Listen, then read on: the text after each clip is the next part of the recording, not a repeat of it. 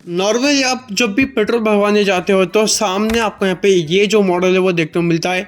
As a देखा जाए तो ये एक फ्रीली आप एयर भरवा सकते हो अपने टायर के अंदर गाड़ियों के। आपको एक साइड देखने को मिलती है नाइट्रोजन गैस, एक साइड देखने को मिलती है नॉर्मल गैस। इन दोनों में से आपको कौन सी भरवानी चाहिए आज की इस वीडियो में आपको यहाँ पे जानने को देखने को मिलेगा, क्योंकि समर्स का सीजन चालू हो चुका है एंड टायर जो वो एक्सट्रीमली जो है वो गर्म होते हैं। आपको टायर्स में इन दोनों में से कौन सी हवा भरवानी चाहिए आज की इस वीडियो में हम बताने वाले हैं। आप एमजे ऑटोस के ऊपर सब्सक्राइब नहीं किया होगा तो सब्सक्राइब कर लेना। यानी कि सीधे सीधे हम बात करने वाले हैं नाइट्रोजन वर्सेस कंप्रेसर गैस के बारे में, और आपको यहाँ पे कंक्लूजन भी दिया जाएगा वीडियो के एंड में क्यों आपको यहाँ पे नाइट्रोजन हवा भरनी चाहिए।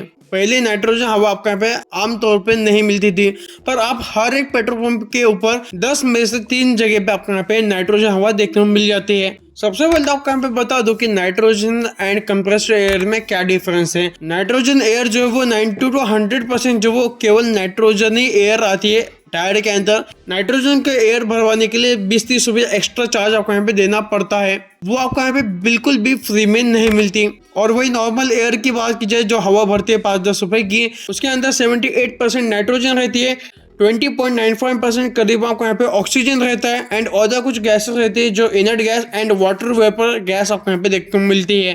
अब आते हैं एक ऐसी बात के ऊपर जो कि मेजर डिफरेंस बताती है इन दोनों की एयर के अंदर। जो कंप्रेस्ड गैस होती है वो जो ठंडी लगती है, कहीं अगर लीक हो जाता है वो काफी ज्यादा ठंडी लगती है।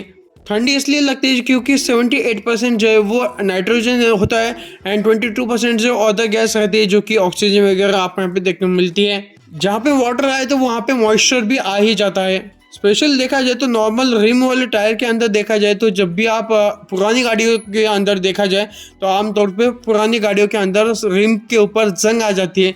वो इस वजह से आती है क्योंकि ये मॉलिक्यूल जो है वो मॉइस्चर वाले मॉलिक्यूल उस कंप्रेस एयर के अंदर रहते हैं। ये केवल आपको यहाँ पे स्टील रिम के साथ ही नहीं होता, ऑलिव व्हील्स के साथ भी होता है। गन्स लगने के चांसेस काफ़ी ज़्यादा कम होते हैं। और देखा जाता है जब भी 40-50 हज़ार किलोमीटर के बाद आप टायर चेंज करवाते हो तो एक स्मूथ सी व्हाइट लेयर बन जाती है टायर के अलॉय के अंदर से। एक रिप्रेजेंट होता है कि टायर के अंदर कंप्रेसर हवा भरी गई है। नाइट्रोजन एयर की वजह से क्या होता है अब बात करते हैं। नाइट्रोजन जो एयर है वो काफ़ी ज़्यादा ठंडी होने के वजह उसके अंदर ज़्यादा मॉलिक्यूल जो है वो स्प्रेड नहीं होते। नाइट्रोजन एयर के अंदर रस्टिंग के चांसेस है वो काफ़ी ज़्यादा कम है क्योंकि इसके अंदर जो मॉलिक्यूल्स है आपको यहाँ पे देखने को मिलते हैं वो आपको यहाँ पे काफ़ी ज़्यादा कम देखने को मिलते हैं। जो मॉइस्चर की कैपेसिटी है वो काफ़ी ज़्यादा कम है, उस वजह से वो रस्टिंग के चांसेस काफ़ी ज़्यादा कम हो जाते हैं। एग्जाम्पल के तौर से मेरे फ्रेंड के कार में नाइट्रोजन एयर काफ़ी दिन से भरने वाली है, करीबन 1.5 से 2 महीने हुए, तभी भी उसके टायर के जो प्रेशर रेशो जो है वो कम नहीं होता है। उसकी कार के अंदर tyre pressure monitoring system already है, तो उस वजह से वो क्लियरली देखने को मिलता है। नाइट्रोजन गैस भरवाने के बाद उसने रिफिल नहीं किया। वही मेरी गाड़ी के अंदर कंसिडर ये हुआ है कि मैं नॉर्मल कंप्रेसर गैस भरा हूँ और मेरी गाड़ी के अंदर 2 से 4 बार भर चुका हूँ। अभी तक 1.5 महीने के अंदर चेकिंग करते रहता हूँ क्योंकि हवा जल्दी क्यों उतर जाती है कंप्रेसर एयर की। कंप्रेसर एयर के जो मॉलिक्यूल्स है वो काफ़ी ज़्यादा छोटे होते हैं। वो एयर लीक से एयर की जो पाइप रहती है जहाँ से हवा भरती है वहाँ से थोड़ी बहुत लीक हो जाते हैं। उस वजह से जो है जहाँ से हवा भरवाते हैं वहीं से वो लीक हो जाते हैं। उस वजह से उनके अंदर जो वो हवा का जो प्रेशर वो धीरे धीरे कम होता है। वही नाइट्रोजन गैस की बात की जाए तो नाइट्रोजन गैस के अंदर वो नहीं होता। इनके मॉलिक्यूल थोड़े से बड़े होते हैं साइज में। कंप्रेसर मॉलिक्यूल देखा जाए तो उससे 3 से 4 बड़ा होता है, उस वजह से जो वो एयर लीक नहीं हो पाती। ऐसा नहीं कि लीक नहीं करेगा नाइट्रोजन गैस भरवाने के बाद, थोड़ा बहुत लीक करता है, पर इसके कंपेयर में बहुत ज़्यादा कम लीक होती है नाइट्रोजन गैस की हवा।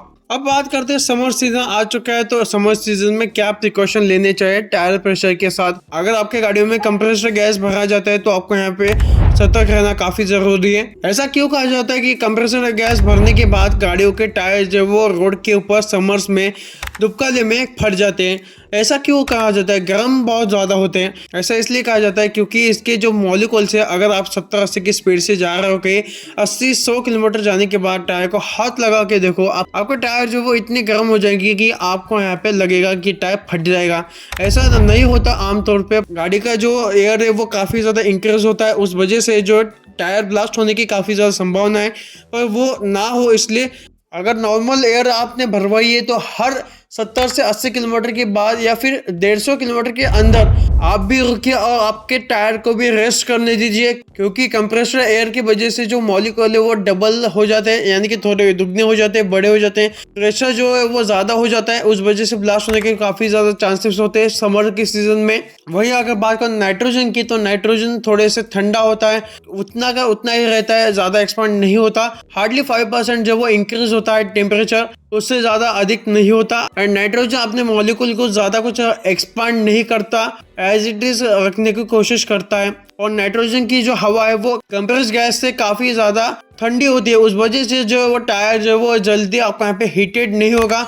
हीट हो भी गया तो जल्दी से ठंडा हो जाएगा ऑन हाईवे के ऊपर।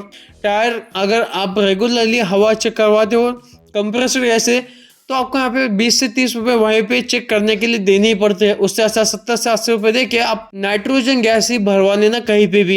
ये काफ़ी इन डिटेल में वीडियो था, जिसमें कि आपको यहाँ पे नाइट्रोजन वैसे कंप्रेसर गैस के अंदर बताया गया डिटेल में। और जब भी आप भरवा तो नाइट्रोजन गैस ही भरवाने की कोशिश करिए। ये तो कुछ वीडियो पसंद आए तो लाइक कीजिए, शेयर कीजिए, सब्सक्राइब कीजिए। मिलते कि वीडियो में, तब तक के लिए अलविदा। सीट बेल्ट पहने, हेलमेट पहने, सुरक्षा लिए। Thank you for watching video.